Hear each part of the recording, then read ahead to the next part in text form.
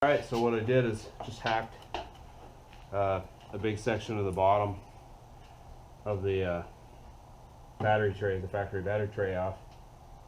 And I need to tighten that bolt. I got it bolted to this fender spot right here on the top hole. Drilled through the fender liner here and here to attach it down under there. Pretty solid. It should clear the hood, not only with the battery that I have, but a little bit larger battery also, a little taller battery. That's it. And my filter fits right down there pretty good. It's right where I just need a short coupler and a, I don't know, maybe a 30-degree bend there for my filter. Okay, this is probably going to be the last installment of this twin turbo, compound turbo setup. As you can see, I pretty much got it all done. I relocated the battery back here just to make it easier to fit my filter down here. Just noticing here, I've driven this a couple hundred miles, and I'm just noticing that my big turbo has moved a little bit. I do not have it mounted yet, actually mounted. It's just held by the pipes and stuff. So I can see that it's moved.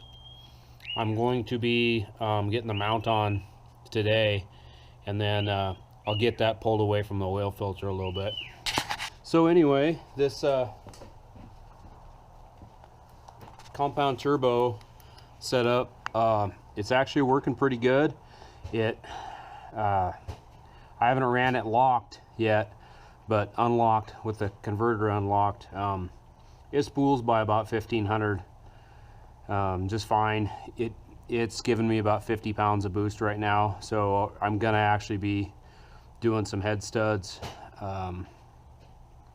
here very shortly, and I've already had some valve cover gaskets, so I'll be doing valve cover gaskets at the same time, which it needed that already. Anyway, yeah, so like I said, I need to move that a little bit because it's moved a little bit and got up against the oil filter, which is not going to be good if it continues to wear on that. But I'll get that pulled away when I go to mount it. This bracket I made, it'll go on the oil drain, on the outside of the oil drain. And then I'm just gonna, I got some 3/4 inch tube that I'll run down to the motor mount, where the transmission cooler down there, where that mounts to the motor mount. I'll use the same mounts for that, and then just build from there. Yeah, so I'll get this mounted on, get the other piece mounted on, and then just kind of cut and paste some tubing in between and make a nice mount that'll just kind of help it from rattling around and moving around like it obviously has already. Okay, this is the mount that I ended up making. Sits right underneath the turbo there and down onto the motor mount. Not the prettiest welds on it, but it'll hold. Gonna get that put on, get it all put back together. Should be it for this part of the build. Okay, here it is all put back together. Don't know, you can see the mount down there a little bit. Anyway, it's all back together. Got a little bit of gap, oil filter. I'm gonna pay attention to that, watch it. If it ends up moving too much, I can always put a brace right in here up against the other turbo. That'll help keep it from twisting over that way. I really don't think that I'm gonna have a problem with it, but we'll see how it happens. I'm gonna take it for a quick test drive, see how it goes, see if I can get a camera rigged up in there somehow. It is January 2nd and raining, So I think it's about 35 degrees in rain. So not like it's going to get any traction, but we'll take it for a little bit of a rip. All right, I don't know how well this mount will work. It's just a suction cup cell phone mount. I got suction cup to my rear view, or not my rear view, my dome light. So we'll see.